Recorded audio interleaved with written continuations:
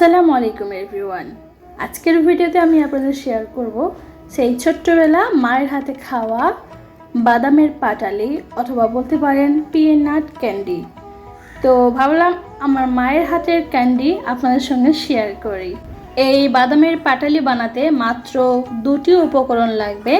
তো প্রথম উপকরণ হচ্ছে বাদাম, যেহেতু আমরা বাদামের পাটালি বানাবো তাই লাগবে বাদাম, আর লাগছে চিনি।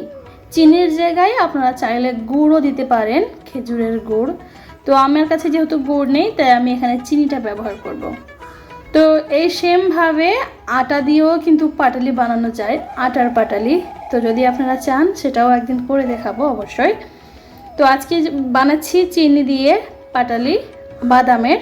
তো প্রথমে আমি এখানে 1 বাটি চিনি দিয়েছি, একটা মাপ নিয়েছি, একটা বাটির মাপ। তো সামান্য পানি দিয়ে চিনিটাকে যতক্ষণ না গলে যায় ততক্ষণ আমরা ওয়েট করব। এটাকে ভালো করে নাড়িয়ে নাড়িয়ে চিনিটাকে পুরোপুরি গলিয়ে ফেলতে হবে। সময় হচ্ছে এখন সন্ধে 7টা, তাই আমি সন্ধ্যের জন্য এখানে এক সাইডে চা বানাচ্ছি। তো ভিডিওর শুরুতেই দেখিয়েছি, ওখানে দুধ দিয়ে চা করছি, দুধটা ফুটে উঠেছে। তো এইদিকে আমি একটু দুধ চাটাও বানাবো, আর এদিকে বাদামের পাটালিটাও বানাচ্ছি। তো আমি দুধের মধ্যে চিনি দিয়ে দিয়েছি, এখন হচ্ছে গিয়ে চা পাতিটাও দিয়ে দিলাম। এটা তো আর কোনো রেসিপি শেয়ার করছি না, জাস্ট করছিলাম, তাই ভাবলাম একটু ভিডিও করি। তো এদিকে আমি চা করতে করতে আমার ওদিকে চিনিটা গলে গেছে।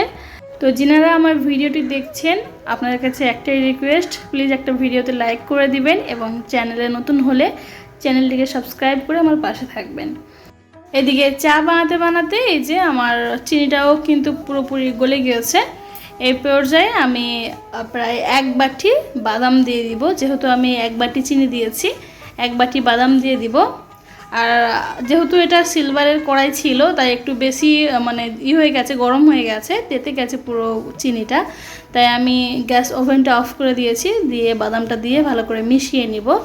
আর যেহেতু এটা আগে থেকে ভাজা বাদাম ছিল তাই এটা কোনো রকম আগুন না জ্বালিয়েও করা যাবে, যেহেতু চিনিটা গরম রয়েছে।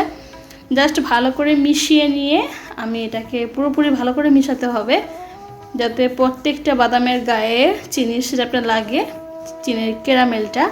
আর ক্যারামেলটা যাতে না পুড়ে যায় সেই খেয়ালটা রাখতে হবে। আমি যেহেতু চা বানাচ্ছিলাম তাই হালকা একটু পুড়ে গেছে। তো যাই হোক, এই প্লেটের মধ্যে আমি কিন্তু এটা সেট করব। তার আগে আমি এখানে একটু ঘি ভালো করে মাখিয়ে দিচ্ছি পুরো প্লেটটার মধ্যে, যাতে করে হয়ে যাওয়ার পরে তাড়াতাড়ি যেন উঠে যেতে পারে, উঠতে পারে, না হলে লেগে যাবে, ভেঙে যাবে। তো এখন ঢেলে রেখে দিয়েছি। এই যে এখন এটার মধ্যে ঠান্ডা হতে দিব, আর ঠান্ডা হলে পুরোপুরি এটা জমে যাবে, একেবারে শক্ত হয়ে যাবে।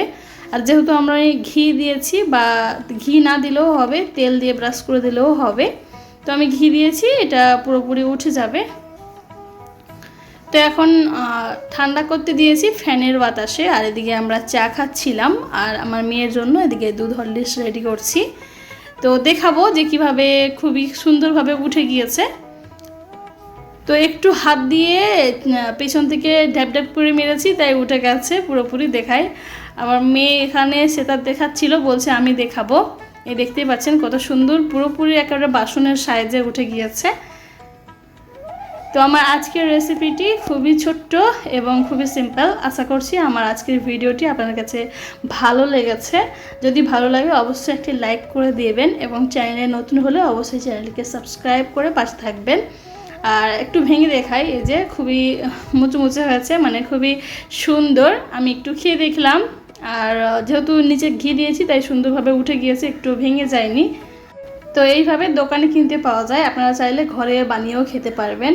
আজকের রেসিপিটি আপনার কাছে কেমন লাগলো অবশ্যই কমেন্ট করে জানাবেন। সবাই ভালো থাকবেন, সুস্থ থাকবেন। সবাইকে আসসালামু আলাইকুম, আল্লাহ হাফেজ। দেখা হবে অন্য কোনো ভিডিওতে, ততক্ষণে ভালো থাকুন।